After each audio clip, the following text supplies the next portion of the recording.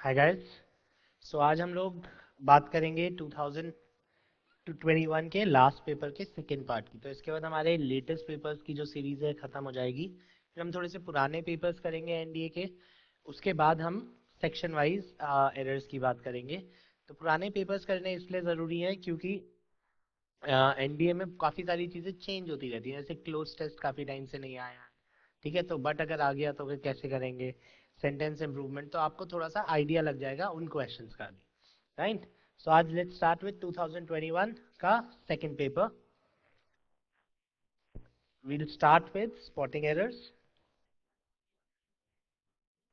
The practical uses of astrology have seldom been seriously studied outside India। ठीक है, अब इसमें क्या हुआ, बहुत सारे बच्चों ने यूसेज का यूसेज कर दिया था। लेकिन अब आपको दो तीन चीजें ध्यान रखनी है। अगर मैं इसको यहाँ पे यूसेज करूंगा, ठीक है, तो यूसेज बन जाएगा सिंगुलर,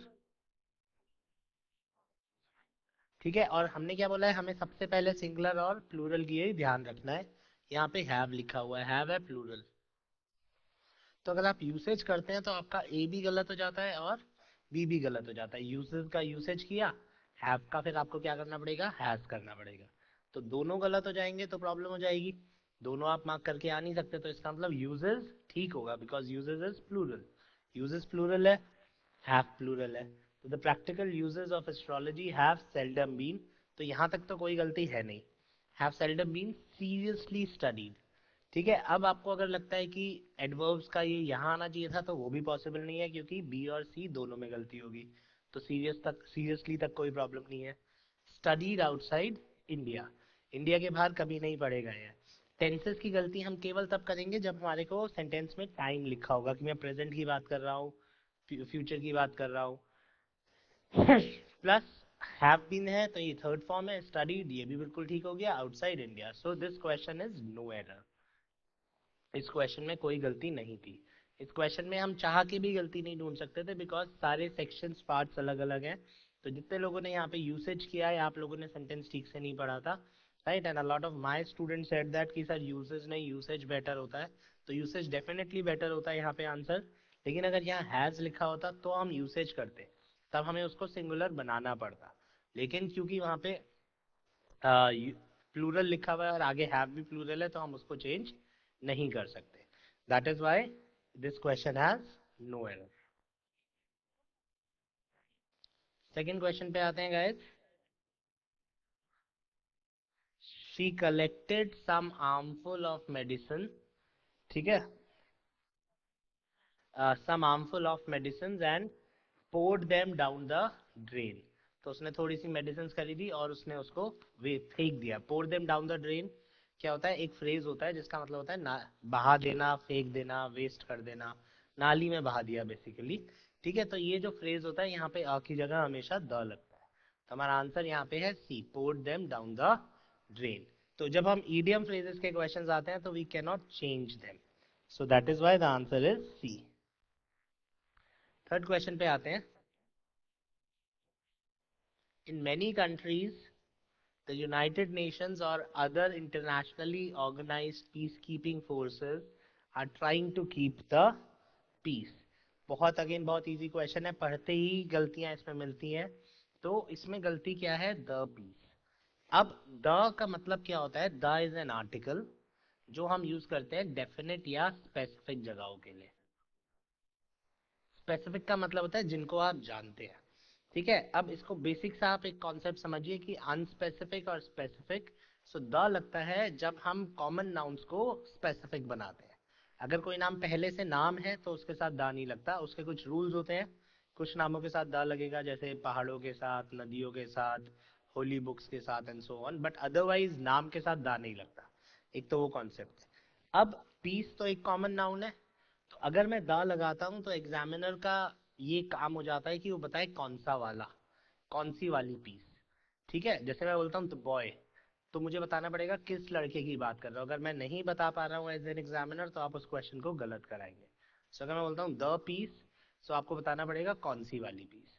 सो अगर मैं नहीं बता पा रहा हूँ तो हम उस क्वेश्चन को गलत कर देते हैं, राइट। सेम चीज यहाँ हो रही है, एग्जामिनर इसमें क्लियर नहीं कर पा रहा है कि कौन सी पीस सो क्योंकि क्लियर नहीं कर पा रहा है तो इसलिए ये गलत है, यहाँ पे खाली पीस आना चाहिए था। इसको अभी हम थोड़ा सा समझ लेते हैं। अब हमारे पास तीन तरीके के नाउन्स होंगे। एक होता है अ बॉय सिंगुलर, एक होता है प्लूरल, और एक होता है अनकाउंटेबल, जैसे लव हो गया, पीस हो गया। ठीक है, तो these are called unspecific noun. Unspecific noun. So a boy, boys, love and peace, they are unspecific noun. Specific पे आते हैं। The boy, the boys, the peace, the love. तो द किसी भी चीज के साथ लग सकता है, लेकिन द ओनली रूल इज कि मुझे उसको स्पेसिफिक बनाना है। तो जब मैं अनकाउंटेबल चीजों पे आता हूँ, जैसा कि क्वेश्चन आया था, तो आपको ध्यान रखना है all is not equal to the. The और ऑल इक्वल नहीं होते। ठीक है, द और ऑल में डिफरेंस होता है। द और ऑल में क्या डिफरेंस होता है? अगर आप सारी की सारे पीस की बात कर रहे हैं तो खाली छोड़ेंगे उसको। अगर उसमें से मैं कुछ स्पेसिफिक पीस की बात कर रहा हूँ तो मैं द पीस बोलूंगा। Peace, the peace that you get without war, बिना लड़ाई के जो शांति मिलती है। तो जब मैं हिंदी में जो शांति, वो शांति ऐसे करके वर्ड्स लाऊंगा तो हम दा लगा सकते हैं, नहीं तो हम दा नहीं लगा सकते। इसका केवल एक ही तरीका होता है। एग्जामिनर क्या करता है? एग्जामिनर हमें कोई ना कोई एडेड इंफॉर्मेशन देता है। जैसे ही उसने हमें एडेड इंफॉर्मेशन दी, हम दा लगा देते हैं, नहीं तो दा नहीं लगाते हैं। जब तक हमें नहीं पता चलेगा कि कौन से वाले की बात हो रही है, तब तक दा नहीं लगेगा। ठीक है गाइस। सो इसलिए इस वाले क्वेश्चन में हमने द पीस गलत किया, क्योंकि द पीस का मतलब है कौन सी वाली पीस, एंड वो इस क्वेश्चन में आगे उसने हमें नहीं बताया। अगर बताया होता तो हम इसको ठीक कर देते। आगे मूव करते हैं। Again this is easy and important. Early cities. Early cities मतलब पुराने जमाने की, मतलब पास्ट टेंस की बात हो रही है। रिलाइज प्रेजेंट टेंस, तो रिलाई को हम गलत कर देंगे, हमें पास्ट टेंस लिखना पड़ेगा, दैट इज रिलाइड। रिलाइज अभी भी रिलाई करती है, जबकि मैं, अब आप इसको पूरा पढ़ेंगे तो ये पुराने जमाने की बात कर रहा है। अर्ली सिटीज पुराने जमाने के शहर जो थे, फूड और पानी पे रिलाई करते थे। कहाँ से? जब सराउंडिंग आसपास की जगहों से। आजकल की जो शहर है often depend on distant sources, बहुत दूर दूर से भी डिपेंड की चीज़ों पे डिपेंड करते हैं। ठीक है, जैसे अब बॉम्बे का खाना दिल्ली आता है, दिल्ली में जो चीज़ें उगती हैं दिल्ली के आसपास वो बॉम्बे जाती होंगी। सो डिस्टेंट सोर्सेज से। तो ये प्रेजेंट टेंस आ गया टुडेज सिटीज, तो क्लियरली वो पास्ट टेंस हो गया। पास्ट टेंस हो गया तो रिलाई गलत हो गया, रिलाई का रिलाइड। एक चीज आप देखेंगे, जब भी थोड़ा सा लंबा सेंटेंस होगा इंग्लिश में, बहुत ज्यादा आसान गलती होगी अगर आप उसको आराम से पढ़ेंगे तो।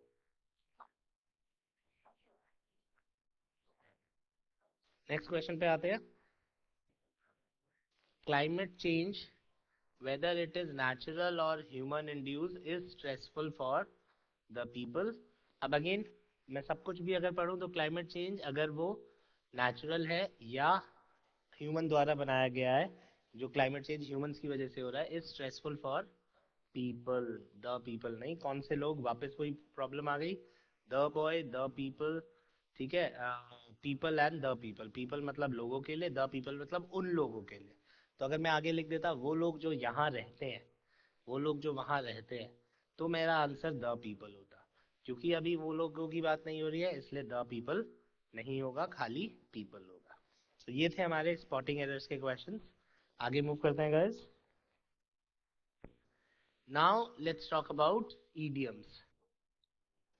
ईडियम्स में मैं फिर रिपीट कर रहा हूँ, ईडियम्स के साथ क्या होगा कि आपको एक मीनिंग मिलेगा। ठीक है, आपको ईडियम्स इज बेसिकली, हमने लिखा कुछ है, उसका मतलब थोड़ा सा डिफरेंट होगा, उससे रिलेटेड होगा। अच्छी बात क्या है कि इन चारों में से एक आंसर है, ये मुझे पता है। तो इससे मैं क्या सेंस बना सकता हूँ उसको मैं यहाँ चेक करूंगा। Pull up, pull up is ऊपर खींचना। तो ऊपर खींचने का क्या क्या मतलब हो सकता है एज ईडियम, वो देख लेते हैं। तो हैवी वेट्स, ये तो सेम मीनिंग हो गया। सेम मीनिंग आंसर नहीं हो सकता, क्योंकि मुहावरा है। मुहावरा है मतलब वो कहे कुछ और रहा है, और उसका मतलब थोड़ा सा बड़ा होगा, मतलब थोड़ा सा वाइड होगा। तो इसलिए हैवी वेट्स उठाना तो गलत हो गया। टू चेक वन सेल्फ, अपने आप को चेक करना दोबारा से। अभी हमने पिछले पेपर में ही गिरा था, to pull up one socks, तैयार हो जाना। तो pull up, check oneself बिल्कुल हो सकता है, चेक करते हैं आगे। रास्ता छोटा कर देना, डिस्टेंस डेस्टिनेशन छोटा होना। डेस्टिनेशन की बात ही नहीं हो रही, हम तो पुल अप की बात कर रहे हैं। तो इसका आंसर क्या हो जाएगा? To check oneself. See idioms में शांति से अगर आप पढ़ोगे, रिलैक्स करके पढ़ोगे, तो आपको आंसर्स मिलेंगे, बिल्कुल मिलेंगे, राइट। सेकेंड क्वेश्चन पे आते हैं, to be out of action. तो to be out of action, अब आप कोई काम नहीं कर रहे हैं, इसका ये मतलब हुआ एक्शन मतलब वर्ब एक्शन। तो आप to be out of action, आप कुछ काम नहीं कर रहे हैं। तो जब आप कुछ काम नहीं कर रहे हैं तो देखते हैं, ठीक है, गेट पनिशमेंट, आपको कुछ मिल तो नहीं रहा है ना, आपको एक्शन से बाहर रखा जा रहा है, बस इसका ये मतलब है ना। आउट ऑफ एक्शन, आप एक्शन में नहीं है, तो पनिशमेंट मिलेगा नहीं, रिवॉर्ड मिलेगा नहीं। टू बिकम डिसफंक्शनल मतलब आपसे फंक्शंस नहीं हो रहे, आपका काम नहीं रह गया कुछ, बिल्कुल ये मैच हो सकता है। इसको अभी ट्रिक लगा के रखते हैं, अगला बढ़ते हैं। To be super active, super active कुछ ज्यादा काम करना, और हम बात कर रहे हैं आउट ऑफ एक्शन। तो एक्टिव तो आप है नहीं, है ना, तो ये भी गलत हो गया। तो ये तीन तो 100% गलत है, ये काफी हद तक मैच भी कर रहा था, तो ये मेरा आंसर हो गया, ठीक है। तो फिर रिपीट कर रहा हूँ, ईडियम्स आप कितने भी याद कर लीजिए, बट स्टिल ऐसे ईडियम्स आएंगे जो आपके नहीं पढ़े हुए होंगे। और अगर ऐसे ईडियम्स आ रहे हैं तो आपको ऑप्शंस आपके सामने है, ईडीएम आपके सामने है, इंग्लिश आपको अगर समझ में आती है तो आप पहले ईडीएम का थोड़ा सा मतलब देखिए नॉर्मली, कि to be out of action, action नहीं कर रहा है वो, मतलब कुछ काम नहीं कर रहा है। ऑप्शंस भी आएंगे, ऑप्शंस में देखिए कौन सा फिट सा बैठ रहा है, कौन सा ठीक लग रहा है। तो बेकार हो जाना, डिसफंक्शनल हो जाना, यूज में ना आना, that is to become dysfunctional, वो आपका आंसर हो जाएगा, राइट। नेक्स्ट क्वेश्चन पे आते हैं।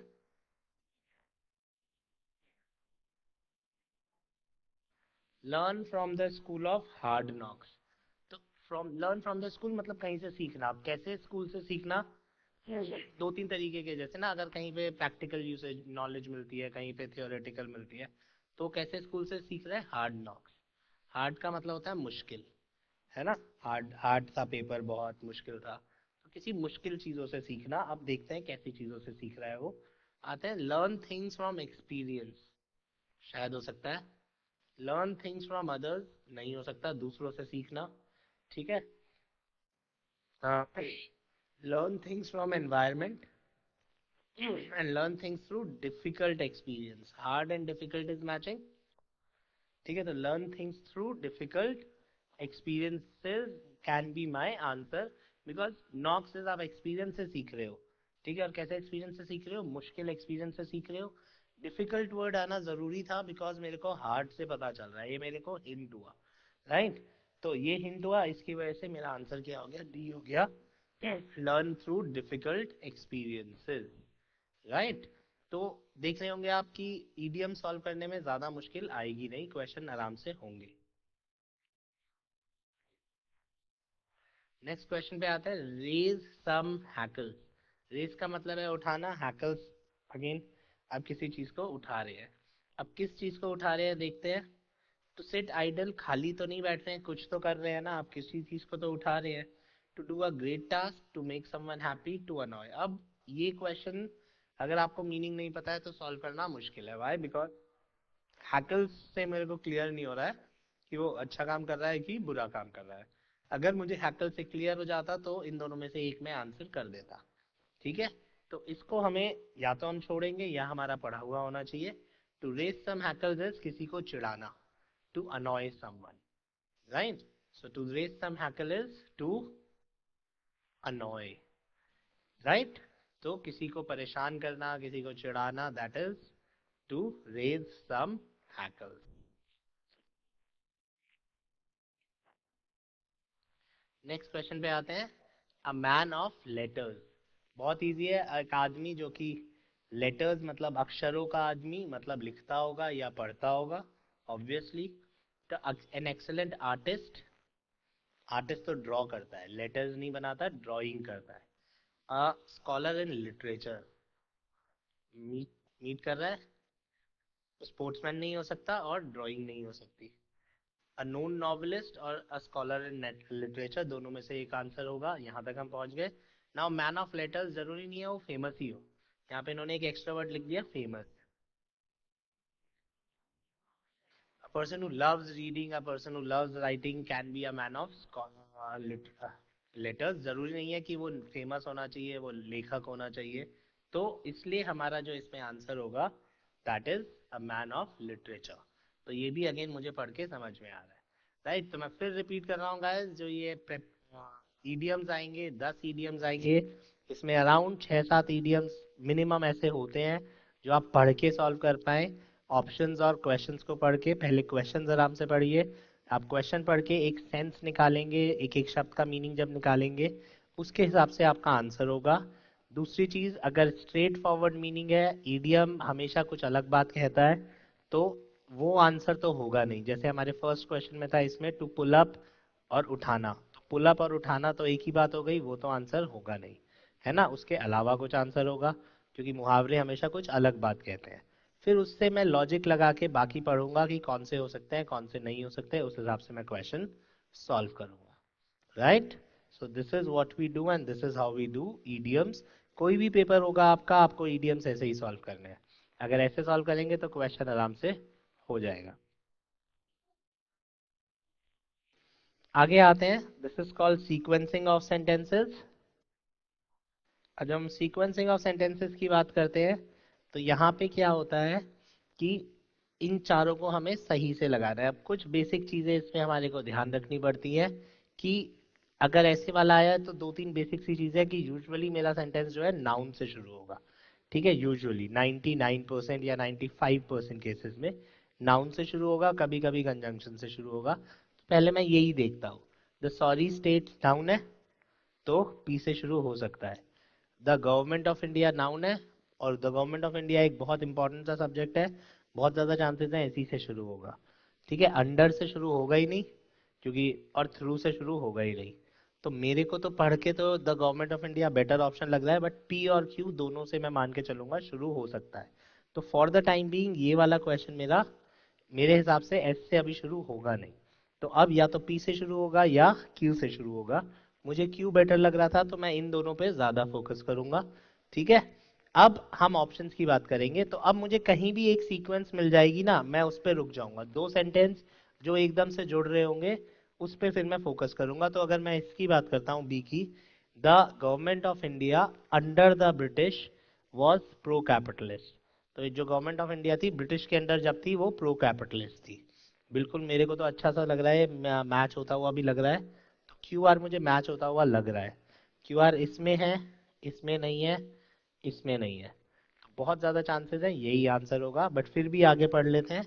वो वॉज प्रो कैपिटलिस्ट थ्रू दो it took some half hearted steps to mitigate the sorry state of affairs in modern factories. जबकि उन्होंने कुछ हाफ हार्टेड, अब ये हाफ हार्टेड आपने देखा होगा कि वो कैब में आया था पिछली बार, ठीक है, पिछले पेपर में।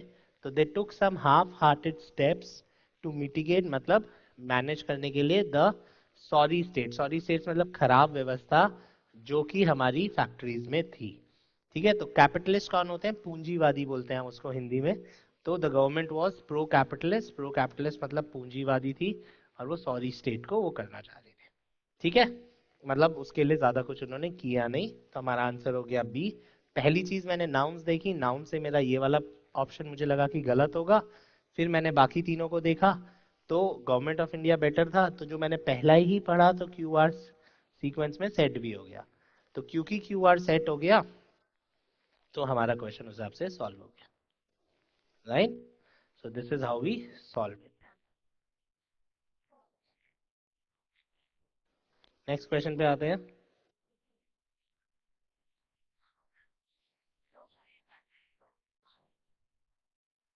सम in of extreme poverty among its people. अब अगेन वापस वही बात कर रहा हूं मैं, पहले नाउन ढूंढूंगा। ऑफ, ऑफ से सेंटेंस शुरू होने के चांसेस कम है, तो पी से तो शुरू होता हुआ लग नहीं रहा है, ठीक है। इकोनॉमिक पॉलिसीज वॉज प्रेवलेंस, हो सकता है इकोनॉमिक पॉलिसीज नाउन होता है। और आर पढ़ते हैं, a major characteristics of British in India, ये भी हो सकता है एक, ठीक है। But a major characteristics of British in India was, अब ऐसा कुछ वर्ड मुझे मिल नहीं रहा है, तो कैरेक्टरिस्टिक्स लास्ट में आएगा वैसे तो अगेन क्यू या आर से शुरू होगा, पी से शुरू नहीं होगा, बिकॉज पी में ऑफ है, ऑफ से सेंटेंस शुरू नॉर्मली होता नहीं है, राइट। अब हम आगे चलते हैं इसमें। तो अब हम फिर वापस बी पढ़ते हैं। ठीक है, मुझे क्यू बेटर लग रहा है। Economic policies was the prevalence. ठीक है, उसके बाद a major characteristics, Q R तो मैच हो नहीं रहा, तो क्यू आर तो हो गया गलत। ठीक है, अब हम आते हैं क्यू पी पे। ठीक है, so economic policies was the prevalence of extreme poverty among its people। बिल्कुल ठीक है, क्यूपी तो मैच हो रहा है, बट क्यूपी यहाँ पे भी है। ठीक है, और कहीं तो है नहीं, तो ये दोनों तो वैसे ही गलत हो जाएंगे, क्यूपी हमें मिल गया। तो हमारा फोकस हो गया सी और डी। आगे चलते हैं। क्यूपी के बाद अगर एस मिल जाता है तो मेरा आंसर डी हो जाएगा, क्यूपी के बाद एस नहीं मिलता है तो मेरा आंसर सी हो जाएगा। तो अब आगे दोबारा से पढ़ लेते हैं। Economic policies was the prevalence of extreme poverty among its people, and the net result of British what? And the net result of British economic policies was the prevalence। prevalence पे खत्म नहीं हो सकता।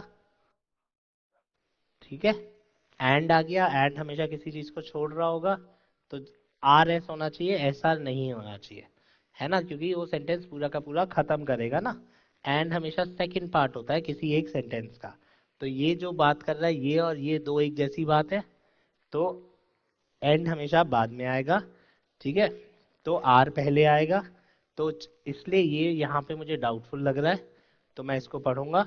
अगर ये फिट हो रहा है तो इसको आंसर कर दूंगा, क्योंकि आर एस मेरे हिसाब से साथ में आना चाहिए, क्यू पी तो हमारा साथ में आ ही रहा है। तो अब आर एस पढ़ते हैं। A major characteristics of British rule in India. ठीक है, and the result of British and the net result of British of extreme poverty among its people, economic policies और नहीं, तो आंसर हमें डी करके आना पड़ेगा, क्योंकि सी में तो बिल्कुल ही गलत हो गया, ब्रिटिश के बाद ऑफ नहीं आ सकता, एस के बाद। ठीक है, एस के बाद सॉरी, अच्छा अच्छा, एस के बाद सॉरी क्यू है, एक second. And the net result of British economic policies was the prevalence of extreme poverty in India। Perfect। तो सॉरी, डी आंसर नहीं होगा हमारा, हमारा आंसर होगा सी, बिकॉज ब्रिटिश इकोनॉमिक पॉलिसीज एकदम से मैच कर गया, तो आंसर हो गया सी। राइट, वापस नेक्स्ट क्वेश्चन पे आते हैं, क्वेश्चन नंबर 13। फिर वही नाउन्स देख लेते हैं पहले। नाउन्स प्रोनाउंस, यू हो सकता है, वेरी इंटेलिजेंट नहीं हो सकता, अ बुक हो सकता है, ही डजंट लुक अगेन हो सकता है। सो बेसिकली एक ही मिल रहा है मुझे, क्यू, क्यू से आंसर नहीं हो सकता मेरे हिसाब से, है ना, तो या तो एस या आर। अब हम पढ़ते हैं, पहले हम अब देख लेते हैं एस और आर में क्या क्या है। एस में है ही डजंट लुक, और आर में है अ बुक बाय इट्स कवर। अब ये एक ईडियम है जो मेरा पढ़ा हुआ है, जो मुझे आता है, कैन नॉट जज a book by its cover. ठीक है, तो मतलब आप केवल कवर देख के किताब नहीं डिसाइड कर सकते कि अच्छी है या बुरी है। यू कांट जज a book by its cover. Right, so देखते हैं, तो यू कांट जज a book by its cover, P और आर सीक्वेंस में होना ही चाहिए। तो अब अगर पी आर और सीक्वेंस में होना चाहिए तो किस किस में है, इसमें नहीं है, इसमें नहीं है, इसमें नहीं है, केवल इसमें है, तो यही आंसर होगा। बट फिर भी एक बार इसको पूरा पढ़ लेते हैं हम लोग। एस से शुरू करते हैं। He doesn't look very intelligent, वो बहुत इंटेलिजेंट नहीं लग रहा, बट यू कांट जज a book by its cover. So answer हो गया। राइट, आगे चलते हैं।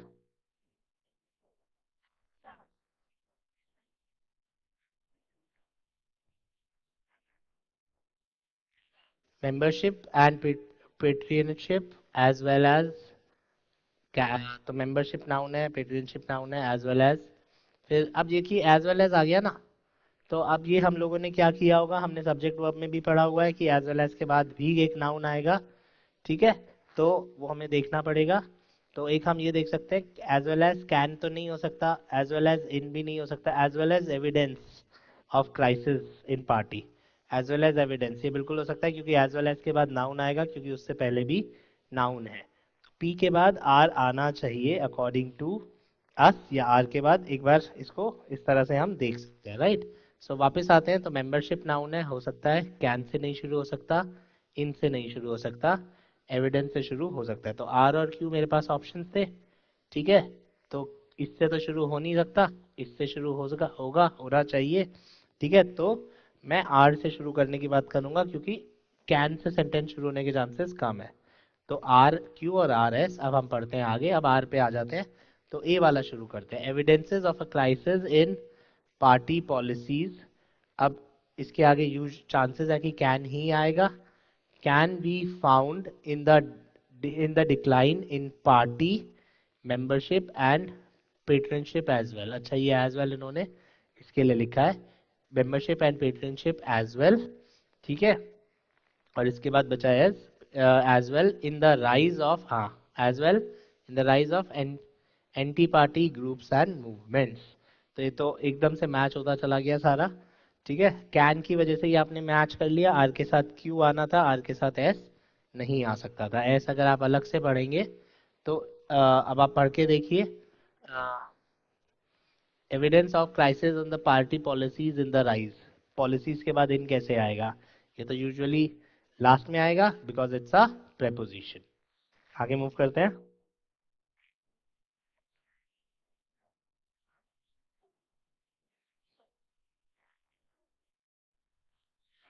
ओके, गवर्नमेंट नाउन है, 15th में government market and voluntary organisation से शुरू हो सकता है।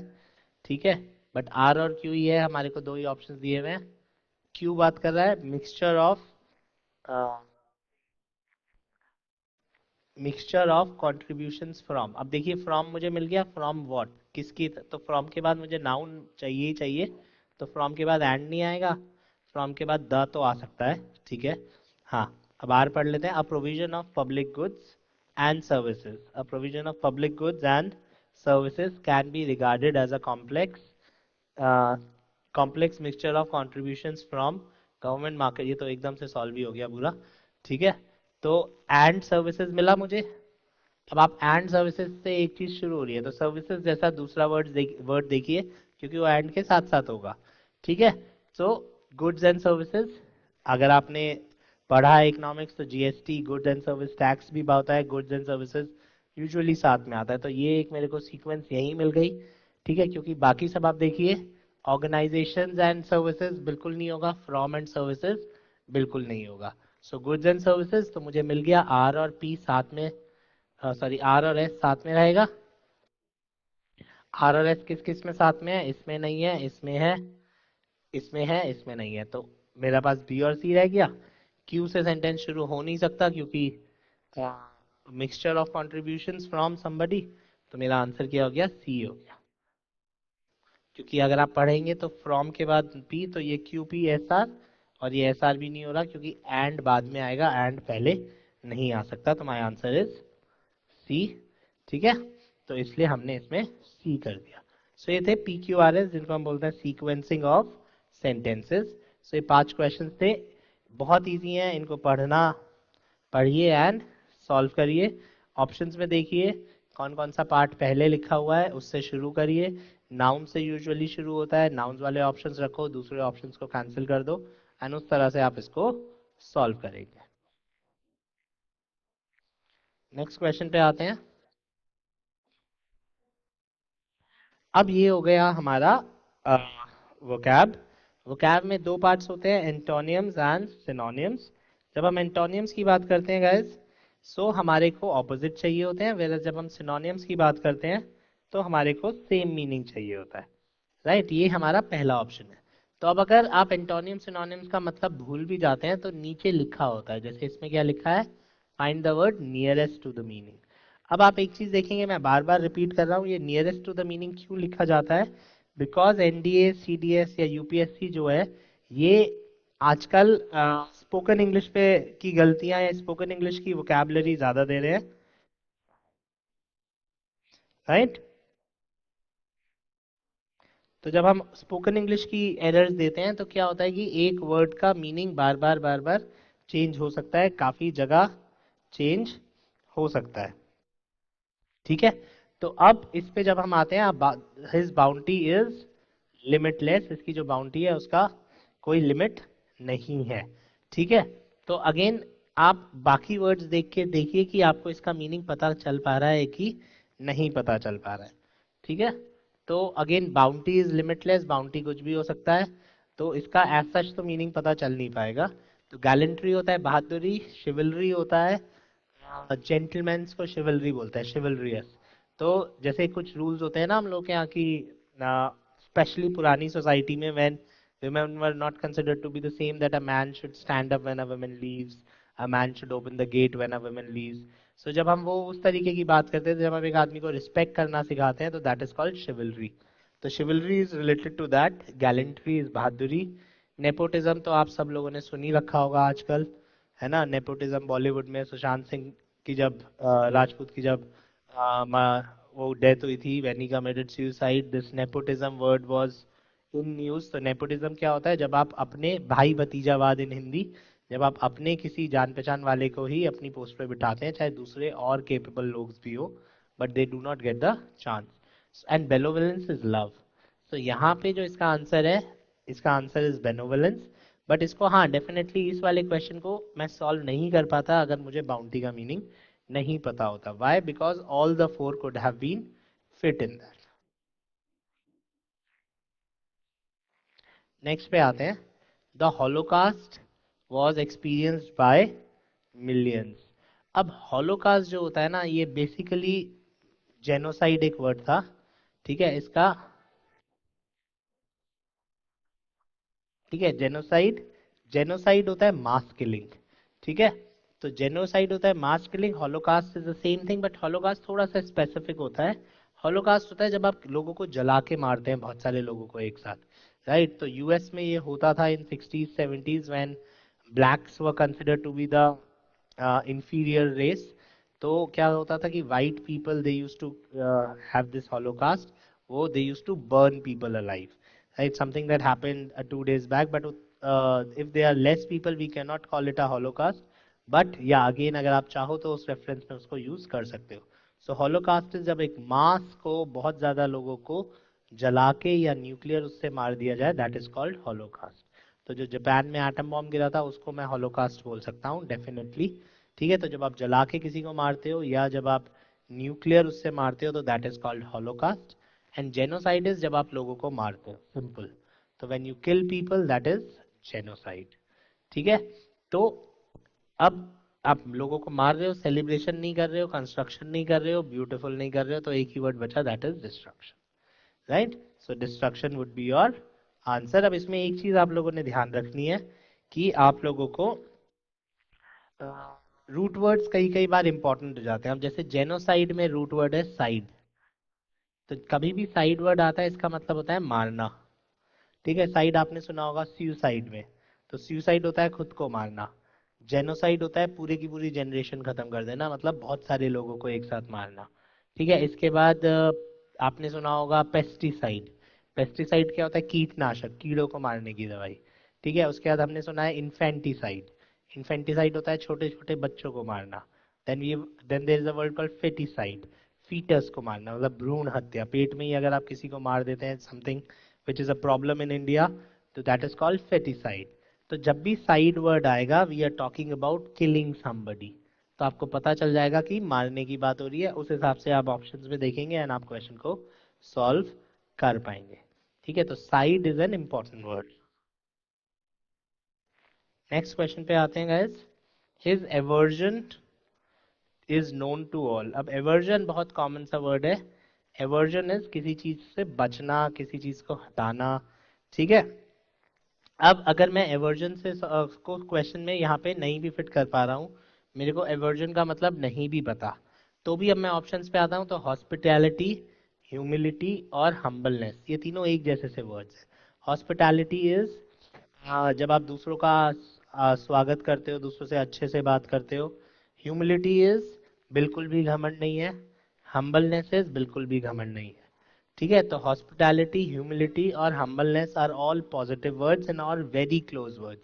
तो जब इतने क्लोज वर्ड्स आते हैं, तो बहुत ज्यादा चांस होता है कि इनमें से आंसर नहीं होगा, क्योंकि कुछ भी कहीं भी जा सकता है, because we are talking about the nearest meaning. NDA खुद ही बोल रहा है कि आपको नियरेस्ट मीनिंग ढूंढना है, एग्जैक्ट मीनिंग नहीं ढूंढना है। तीनों यहाँ पे फिट हो जाते, तो ये तीनों एक जैसे से वर्ड्स है, तो I will go with this अगर मुझे गेस करना है। बाकी हॉस्टिलिटी इज जब आप किसी के अगेंस्ट होते हो, एवर्जन इज जब आप किसी के अगेंस्ट होते हो। तो हमारा आंसर हो जाएगा हॉस्टिल, हॉस्टिलिटी। हॉस्टाइल जो वर्ड है अगेन ये दूसरी या तीसरी बार आ रहा है हमारे पास अभी के पिछले 5-6 साल के पेपर्स में ही। तो hostile is used when you go against somebody, when you say something। जैसे बहुत कॉमन जो इसका यूसेज होता है वो होता है लीगल टर्म्स में, कि अ, पुलिस ने पकड़ा आपको, पुलिस ने आपसे आपका बयान लिखवा लिया, या आपने किसी के अगेंस्ट बयान दे दिया पुलिस में, and then when you go into court आप कहते हो कि मैंने तो नहीं दिया, मुझसे तो जबरदस्ती लिखवाया था, तो आप क्या हो गए, you turn hostile against the police. ठीक है, तो turning hostile is that. So यहाँ पे एवर्जन और hostile are the same words, so इनको हमने सॉल्व करना था। नेक्स्ट वर्ड पे आते हैं, to be able to decipher something wonderful. अब ये जो है ये आपको आराम से पता चल जाएगा। To be able to decide कुछ, समथिंग आप कुछ कर पा रहे हैं, क्या कर पा रहे हैं, समथिंग ब्यूटीफुल। तो या तो आप समथिंग ब्यूटीफुल पता बना पा रहे होंगे, या समथिंग ब्यूटीफुल ढूंढ पा रहे होंगे। तो या तो आप ढूंढ पा रहे हैं या आप बना पा रहे हैं, right. So now let's talk about, तो एनकोड और डी कोड। डी कोड होता है जो आपके पास स्क्रिप्ट है उसको आपने पता लगा लिया कि क्या है, ठीक है। स्टिमुलेट, एनिमेट नहीं होगा, animate is cartoon, stimulate is create करना, एंड एनकोड डी कोड का उल्टा। तो अब डी कोड और डिसाइफर जो है ये हमारे सिनोनिम्स है। अब ये कहाँ से आता है वर्ड डिसाइफर करना, जब हम आईटी लैंग्वेज की बात करते हैं, जब हम पुराने जमाने में या अभी भी जब आप देखेंगे जब वॉर्स होती हैं तो they talk in code language, they send messages in code language, जो उन्हीं लोगों को पता होता है।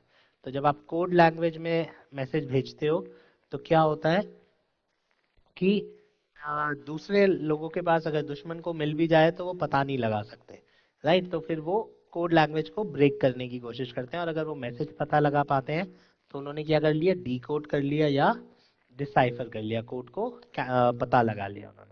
सो decipher and decode are the same meaning, जिसको हम पता लगाना बोलते हैं, पहेली को सुलझा लेना बोलते हैं।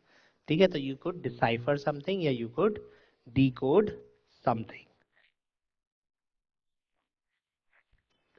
लास्ट क्वेश्चन सिनोनिम्स का, in the opportune time, it is the opportune time to think about investment in real estate। अब बहुत ही इजी क्वेश्चन हो गया, इतना लंबा क्वेश्चन जब भी आएगा आपको मीनिंग साफ साफ पता चल जाएगा। अपॉर्चुनिटी से अपॉर्चून आया है, ठीक है। रूट वर्ड्स की अगर मैं बात करता हूँ अपॉर्चुनिटी, तो ये सही समय है इन्वेस्टमेंट के बारे में सोचने का रियल स्टेट सेक्टर में। तो दिस इज द टाइम जब आपको रियल स्टेट सेक्टर में पैसा लगाना चाहिए, तो सही समय, तो आई एम लुकिंग अबाउट सही समय। ऑनरेरी क्या होता है, बिना किसी, बेसिकली जस्ट फॉर ऑनर। जैसे महेंद्र सिंह धोनी को एयरफोर्स में, आई थिंक आर्मी में सॉरी, सचिन तेंदुलकर को एयरफोर्स में एक रैंक मिला हुआ है, महेंद्र सिंह धोनी को आई थिंक लेफ्टिनेंट का रैंक मिला हुआ है आर्मी में। तो वो ऑनरेरी रैंक्स है। ऑनरेरी रैंक्स मतलब वो फौज में नहीं है, उन्हें काम नहीं करना, प्लस उन्हें सैलरी नहीं मिलती, ठीक है। तो ऑनरेरी डॉक्टरेट्स मिलती हैं अलग अलग यूनिवर्सिटी से बड़े बड़े स्टार्स को। उससे क्या होता है, बस आप उन्हें रिस्पेक्ट देने के लिए वो डिग्रीज दे देते हो, that is called honorary. So honorary नहीं हो सकता, डिफिकल्ट टाइम नहीं हो सकता क्योंकि अपॉर्चुनिटी से हम बात कर रहे हैं। Appropriate and unsuitable, so unsuitable और डिफिकल्ट एक ही बात हो गई, ये वैसे ही गलत हो जाता। तो एक ही बात बचा अप्रोप्रिएट। अप्रोप्रिएट मतलब सही समय, और अपॉर्चून मतलब सही समय। तो यही सही टाइम है जब आप क्या कर सकते हैं, आपको पैसा लगाने का सही टाइम है, सही वक्त है। तो this was our synonyms. Now we'll move on to antonyms, right guys. तो एंटोनिम्स की बात करते हैं। He he is always obdurate in the behavior towards other people। अब अगेन आप भूल जाते हैं एग्जाम में, बहुत सारे बच्चे होते हैं सर प्रेशर में मुझे याद ही नहीं रहा एंटोनिम्स क्या होता है, तो आपको वो उसके नीचे लिख के भी देते हैं। अगर आप भूल भी जाते हैं सिनोनिम क्या है एंटोनिम क्या है, तो नीचे डिटेल में लिखा होता है कि सेम मीनिंग या ऑपोजिट मीनिंग। तो अब हम क्या ढूंढ रहे हैं, ऑपोजिट मीनिंग। अब हम सेम कॉन्सेप्ट लगाएंगे, हम देखेंगे कि यार ये तो अच्छा शब्द है, तो अच्छा शब्द है तो आपको बुरा शब्द ढूंढना पड़ेगा, बुरा शब्द है तो आपको अच्छा शब्द ढूंढना पड़ेगा, and so on, right. So देखते हैं, he is always obdurate in his behaviour towards other people. अब ये मुश्किल है क्योंकि वो हमेशा दूसरे लोगों की तरफ अपने बिहेवियर में क्या है, कैसा है, मुझे नहीं पता चल रहा है। ऑब्ड्यूरेट, ठीक है, तो ऑब्ड्यूरेट का बेसिकली मतलब होता है ऑर्थोडॉक्स या बिल्कुल चेंज नहीं करने वाला, एक ही तरीके से, ठीक है, तो दैट इज ऑब्ड्यूरेट। तो अब हम बात करते हैं, हमें ऐसा देखना है जो चेंज हो जाए। तो कैलस नहीं हो सकता है, ऑब्नॉक्शियस होता है बहुत ही बेकार, खराब, ठीक है, और ये भी खराब ही है या बेसिकली अड़ियल ही है, ठीक है। इनसेंसिबल भी नेगेटिव वर्ड हो गया, हमें चाहिए क्योंकि ये बुरा शब्द है तो आंसर अच्छा शब्द होना चाहिए, ठीक है। तो हमारे को वर्ड क्या मिला, फ्लेक्सिबल। फ्लेक्सिबल मतलब एडजस्टेबल, वो एडजस्ट करता है। So obdurate is when you do not adjust and flexible is when you adjust, right? So exact meaning से बेटर है, मतलब ज्यादा इंपॉर्टेंट है कि आपको आइडिया लग जाए कैसा वर्ड है एंड आप उसको सॉल्व कर पाएं। जैसे ही आप उसको सॉल्व कर पाएंगे आपको क्वेश्चन समझ में आने लगेगा। नेक्स्ट क्वेश्चन पे आते हैं। बहुत ही इजी है। अब एक चीज होती है प्रीफिक्सेस, सफिक्सेस, रूट वर्ड्स, ये बहुत इंपॉर्टेंट हो जाते हैं, right? So pro, pro is किसी की तरफ। प्रो के बहुत सारे मीनिंग होते हैं। प्रो का एक मीनिंग होता है I am pro you, pros and cons, तो मतलब फायदे। तो profound has to be a good word, positive word. तो Mohan always had profound respect for, तो उसको सच सच की रिस्पेक्ट, मतलब सच में वो उसको बहुत ज्यादा रिस्पेक्ट करता है। तो अब मुझे देखना है कोई बुरा शब्द। So deep respect, sincere respect and extreme respect, तीनों एक जैसे शब्द हो गए और तीनों का मीनिंग सेम है, बहुत ज्यादा रिस्पेक्ट। डीप रिस्पेक्ट बहुत ज्यादा, सिंसियर रिस्पेक्ट बहुत ज्यादा दिल से, एक्सट्रीम रिस्पेक्ट बहुत ज्यादा रिस्पेक्ट। तो ये क्वेश्चन तो मेरा ऑप्शन से ही सॉल्व हो गया। क्यों? क्योंकि ये तीनों एक जैसे शब्द है। तीनों में से कुछ भी, अगर मुझे ज्यादा रिस्पेक्ट का बोलना होता, नियरेस्ट मीनिंग, राइटिंग, मैं फिर रिपीट कर रहा हूँ, तो इन तीनों में से कोई भी फिट हो जाता है यहाँ पे आराम से, और तीनों का मीनिंग नहीं बदलता। तो ऑब्वियसली ऐसा वर्ड चाहिए होगा जहाँ जो फिट नहीं होना चाहिए, जिसका मीनिंग अलग हो। तो ये तीनों तो सेम हो गए, तो ये पॉसिबल नहीं है। तो चौथा बचा सुपरफिशियल। सुपरफिशियल इज दिखावटी, ठीक है, तो दिल से नहीं बट दिखावटी। तो दिखावटी की वजह से मेरा आंसर वो हो गया, तो my answer is D, that is superficial, right? So ये बहुत बहुत होगा, आपको एटलीस्ट दो तीन चार क्वेश्चन एनडीए में ऐसे मिल जाते हैं जहाँ पे तीन शब्द होंगे वो सेम मीनिंग वाले होंगे। तो सेम मीनिंग वाले होंगे तो उनको हमने सॉल्व, उनको हम यूजुअली हटा देते हैं। वाई? बिकॉज वो तीनों वहां फिट हो सकते हैं। तीनों फिट हो जाएंगे तो आंसर कैसे आएगा? तीनों एक जैसे मीनिंग निकाल रहे हैं, तो हमारा आंसर क्या हो जाएगा? चौथा आंसर हो जाएगा। नेक्स्ट क्वेश्चन पे आते हैं। We are living in turbulent times. अब ये हम गैस नहीं कर सकते, इसका मीनिंग पता होना चाहिए, बट टर्बुलेंट बहुत इजी मीनिंग है, ठीक है। जब आप बेसिकली, अगर आप कभी यू फ्लोन, अगर आप कभी हवाई जहाज में बैठे हैं या कभी शिप में बैठे हैं, तो वी कॉल इट, हवाई जहाज में एक बहुत कॉमन सा वर्ड होता है टर्बुलेंस हो रही है। और जब टर्बुलेंस हो रही होती है तो वो आपको बोलते हैं कि भाई अपनी कुर्सी की पेटी बांध लो। तो टर्बुलेंस क्या होता है? जब बेसिकली, अगर नॉर्मल वे में बोलूँ तो जब हवाई जहाज बादलों के बीच, जब ज्यादा बादल होते हैं तो डेंस होता है, आसमान खुला नहीं होता, तो एरोप्लेन जब बादलों को काट के जाता है तो ऐसे ऐसे ऐसे ऐसे हिलता है। तो ऐसे हिलता है, झटके लगते हैं, तो दैट इज कॉल्ड टर्बुलेंस। तो आपको अंदर ऐसा लगता है कि आप सड़क में बैठे हैं और गड्ढों वाली सड़क पे चल रहे हैं, तो दैट इज कॉल्ड टर्बुलेंस, ठीक है। तो टर्बुलेंस रिलेटेड टू स्ट्रॉम, ठीक है, तूफान से रिलेटेड होता है, तो that is turbulence. So we are living in turbulent times. तो टर्बुलेंट इज हम बहुत ही अनईजी, अनकंफर्टेबल टाइम्स में रह रहे हैं। तो अब हमें देखना है कोई अच्छा वर्ड, क्योंकि हम ऑपोजिट ढूंढ रहे हैं। तो turbulent is a negative word. Turbulent का मतलब होता है बुरे दौर में, बुरे वक्त में ऐसे रह रहे हैं। तो अब हमारे को ढूंढना है कोई अच्छा शब्द। तो destructive is a negative word. Unstable, unstable तो एग्जैक्ट सेम मीनिंग हो गया, और stormy is against the same thing, ठीक है। तो तीनों अनस्टेबल और वही हो गए। मेरा आंसर क्या बचा? चौथा, दैट इज काम टाइम्स। फिर वही लॉजिक सी, अगर हम देखेंगे अभी तक हमारा एक भी क्वेश्चन ऐसे गलत नहीं हो रहा है। मान लीजिए मुझे टर्बुलेंट का मीनिंग नहीं पता होता, तो डिस्ट्रक्टिव बुरा टाइम है, destructive times, unstable times and stormy times, एक जैसी सी बात है, एक जैसा सा मीनिंग निकल के आएगा। मैं डिस्ट्रक्टिव बोलूँ, अनस्टेबल बोलूँ, यार ये तो नुकसान वाला टाइम है, तीनों एक जैसे हैं, तो जो चौथा और ऑड वन आउट है वो मेरा आंसर हो गया। और अभी तक एक भी गलत नहीं हुआ। तो अगर 5 में ऐसे क्वेश्चंस करता हूँ और एक आध गलत हो भी जाता है जिनका मुझे मीनिंग नहीं पता, बट मैं 4 सॉल्व कर पा रहा हूँ, तो मेरे लिए बहुत अच्छी बात है, मैं बहुत आराम से इसको कर लूंगा। ठीक है, I can solve it very easily and it would be very very good for me as well. ठीक है, नेक्स्ट क्वेश्चन पे आते हैं। Amit is a dogmatic person. ठीक है अमित, अब ये जब एडजेक्टिव्स आ जाते हैं तो हम इसको अगेन ऑप्शन से सॉल्व हुआ तो हुआ, नहीं तो सॉल्व करना प्रॉब्लम है। एक और वर्ड आता है यहाँ पे प्रेगमेटिक। ठीक है, डॉगमेटिक से रिलेटेड नहीं है, बट एक वर्ड आता है प्रेगमेटिक। प्रेगमेटिक का मतलब होता है पैरल प्रैक्टिकल। ठीक है, तो प्रेगमेटिक बहुत ज्यादा हुआ है, जिसको आप लिख लीजिए, PRA प्रेगमेटिक। तो प्रेगमेटिक इज जो कि बहुत ज्यादा प्रैक्टिकल होता है, सोच समझ के चलता है। ठीक है, अब जब मैं डॉगमेटिक की बात करता हूं तो मैटिक हो गया automatic, pragmatic, dogmatic. So this is basically a process, एक तरीके का प्रोसेस। तो जब मैं डॉगमेटिक की बात करूंगा तो डॉगमेटिक इज अ पर्सन जो बेसिकली रेडी होता है प्रिंसिपल्स को झूठ बोल देने के लिए, वैल्यूज को झूठ बोल देने के लिए, कहता है कि नहीं ये गलत है, ये ऐसे नहीं होता। So that is dogmatic. So अब हमें इसमें इसीलिए उसका उल्टा देखना है, जो कि उन चीजों पे रुका रहे, उन चीजों पे अटका रहे। सो अब रिजिड इज द वर्ड जो उसमें हो रहा है। ठीक है, so dogmatic is a person who is ready to lay down the principles, who is ready to say that I am right, जो मैं कह रहा हूँ वो सही है, वैल्यूज कुछ नहीं होती, वो अपने प्रिंसिपल्स अपने हिसाब से चीजें करता है। ठीक है, वो अपने आप को ही सही समझता है। ठीक है, तो that is dogmatic, a person who thinks that he is always right, something like that.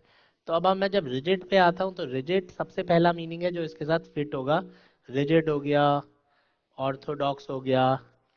ये ऐसे वर्ड्स हैं जो डॉगमेटिक के साथ बिल्कुल एकदम फिट बैठेंगे, जो उसके सिनोनियम्स हैं। असर्टिव इज प्रेशर डालना। ठीक है, तो अगर आप प्रेशर डाल रहे हो तो आप टुवर्ड डॉगमेटिक चले गए। बोल्ड हो गए तो आप दूसरों की बात नहीं सुनोगे, आप ऊपर चले गए। तो मेरे पास क्या बचा, एमिएबल। एमिएबल इज प्यारा, तो मेरा आंसर हो गया एमिएबल। ठीक है, सो डॉगमेटिक पर्सन इज, दो तीन मीनिंग्स होते हैं इसके। ठीक है, तो जो सोचता है कि वो हर चीज में राइट है, जो वो कर रहा है चीजें वैसी ही होनी चाहिए। ठीक है, और हर बाकी सब लोग गलत है। रिजिड पर्सन अरियल, जो उसको बता दिया गया है वो उसी हिसाब से कर रहा है, एंड सो ऑन। ठीक है, नेक्स्ट पढ़ते हैं। Sachin is very fickle in his behaviour. अब अगेन फिकल आपको पता होना पड़ेगा, इसमें गैस नहीं लगेगा। ऑप्शन से सॉल्व हो जाए तो हो जाए, अगर तीन एक जैसे हो। बट फिकल का मतलब होता है जो एकदम से अभी ये अभी वो, आज आप बोल रहे हो मैं एनडीए करूंगा, कल आप एनडीए की पढ़ाई शुरू करते हो, आपको लगता है तो बहुत मुश्किल है, आप कहते हैं नहीं मैं एनडीए नहीं, मैं इंजीनियरिंग करूंगा। फिर आप इंजीनियरिंग की पढ़ाई करते हो, आपको लगता है ये भी बहुत मुश्किल है या इसमें मजा नहीं आ रहा, फिर आप कहते हो मैं डॉक्टर बनूंगा। तो आप क्या हो, आप फिकल माइंडेड हो, एकदम से चुटकियों में आपका मूड बदल जाता है, दैट इज फिकल माइंडेड। ठीक है, तो Sachin is very fickle in his behaviour, मतलब कभी एकदम से गुस्सा हो जाता होगा, कभी एकदम से खुश हो जाता होगा, कभी एकदम से कुछ करता होगा। तो अब अगेन अगर मैं मर्कूरियल से शुरू करता हूँ, मरकरी आप लोगों ने सुना है, मरकरी किस में होता है, थर्मामीटर में मरकरी होता है। तो मरकरी इज, जैसे आपका वो एकदम ऊपर नीचे जाता है, पारा एकदम चढ़ता है एकदम नीचे आता है, तो मर्करी और fickle could have been synonyms. ठीक है, सो एकदम से मुझे स्टेबल वर्ड मिल जाता है, स्टेबल इज जिसका मूड नहीं चेंज होता हो, एंड फिकल और मर्कुरियल जो चेंज होते रहते हैं। तो my answer is stable. Stable is जिसका मूड चेंज नहीं होता। राइट गाइस, तो ये हमारे फर्स्ट नेक्स्ट 25 क्वेश्चन थे जो हम लोगों ने किए। अब हमारे रीसेंट सारे पेपर्स खत्म हो गए हैं, जो कि आप चेक कर सकते हो हमारे यूट्यूब चैनल पे भी। ठीक है, एंड आपको सारे पेपर्स डिटेल में एक्सप्लेन मिल जाएंगे। पैटर्न 2019 से हम लोगों ने, अगेन रिपीट कर रहा हूँ, 19 टू 20 122 जो पेपर्स है हमारे, यहाँ से यूपीएससी हर बार कुछ नया देना शुरू करा हुआ है। सो 2019 से हमने हर बार यूपीएससी ने कुछ नया देना शुरू किया हुआ है। कभी पैराग्राफ्स, कभी कुछ कभी कुछ। इस बार 30 वोकैब के क्वेश्चंस आ गए। ठीक है, तो अब बहुत ज़्यादा चांसेस है कि इस बार 30 वोकैब के क्वेश्चंस आ गए, तो इस 10 अप्रैल को 30 वोकैब के क्वेश्चंस नहीं आएंगे। इससे पिछले वाले पेपर में 10 प्रेपोजिशंस के क्वेश्चंस आ गए थे, दैट इज 40 नंबर का केवल प्रेपोजिशन आ गया था। तो ये वेरिएशंस आते रहते हैं। ठीक है, तो इसलिए 2019 से 22 के पेपर करना या पिछले बार तक के पेपर करना बहुत इंपॉर्टेंट है। बहुत ज़्यादा चेंजेस हुए हैं। प्लस आप ये मान के नहीं चलेंगे कि ये इम्पोर्टेंट नहीं है, ये नहीं है। जैसे बहुत सारे बच्चे आजकल मुझे पूछ रहे हैं ऑनलाइन भी ऑफलाइन भी कि सर पैराग्राफ तो अब नहीं आता। ठीक है, तो आप कुछ ऐसा मान के नहीं जा सकते, because this is UPSC. Paragraph अब नहीं आता नहीं, पैराग्राफ कुछ टाइम से नहीं आया है, 2 बार से 3 बार से नहीं आया, दोबारा वापस रिपीट हो सकता है, ऐसा वो करता ही करता है। हाँ, जब मैं सीक्वेंसिंग ऑफ सेंटेंसेस की बात करता हूँ तो दो होते हैं, एक पीक्यूआरएस बोलते हैं उसको हम, एक बोलते हैं S1 S6। ये सीक्वेंसिंग ऑफ सेंटेंस होता है, ये सीक्वेंसिंग ऑफ वर्ड होता है। इन दोनों में से कोई एक ही आता है यूजुअली, दोनों नहीं आते। या तो दोनों ही नहीं आएंगे, या आएगा तो दोनों में से कोई एक आएगा, दोनों नहीं आ सकते। ठीक है, ऐसा अभी तक का तो यही ट्रेंड है। तो इसलिए आगे, क्योंकि दोनों में से कोई भी एक आ सकता है, प्रैक्टिस हमें दोनों की करके जानी है। तो हम छोड़ के कुछ नहीं जा सकते, because you gas just have 50 question. CDS में क्या होता है, 120 क्वेश्चन होते हैं। So we gas can say कि भाई ये इतना इतना तो आएगा, ये 80 क्वेश्चंस तो आएंगे, बाकी 40 कुछ भी हो सकता है। whereas जब मैं एनडीए में आता हूं तो मैं ऐसा कुछ नहीं कह सकता। क्यों? क्योंकि सेम पॉइंट है, ये सीक्वेंसिंग ऑफ वर्ड्स हो गए या ये सीक्वेंसिंग ऑफ सेंटेंसेस हो गए। Right gas? सो इसलिए प्रैक्टिस करते रहना इंपॉर्टेंट है, और ये सारी चीजें पढ़ना जरूरी है। बाकी टाइप्स ऑफ क्वेश्चंस हमने यहाँ पे सारे कर लिए हैं। ठीक है, टाइप्स ऑफ क्वेश्चंस हमने सारे कर लिए हैं। Vocab, एंटोनियम्स, synonyms and idioms. Idioms की आपको प्रैक्टिस करनी है। ईडियम्स आप जब ऑप्शंस पढ़ते हैं और क्वेश्चन का सेंस बनाते हैं तो आपको एकदम से मिल जाते हैं। जैसे ये वाला क्वेश्चन हो गया, अ मैन ऑफ लेटर्स। तो ईडियम्स में आपको गैसेस आराम से लगेंगे, ईडियम्स अच्छे से करके जाइएगा, and you will get a lot of questions from idioms and you would be able to solve them easily. ठीक है, तो ये हमको ध्यान रखना है। Right, so this was all about paper 2021. See you guys tomorrow. We'll start with 2014. Thank you.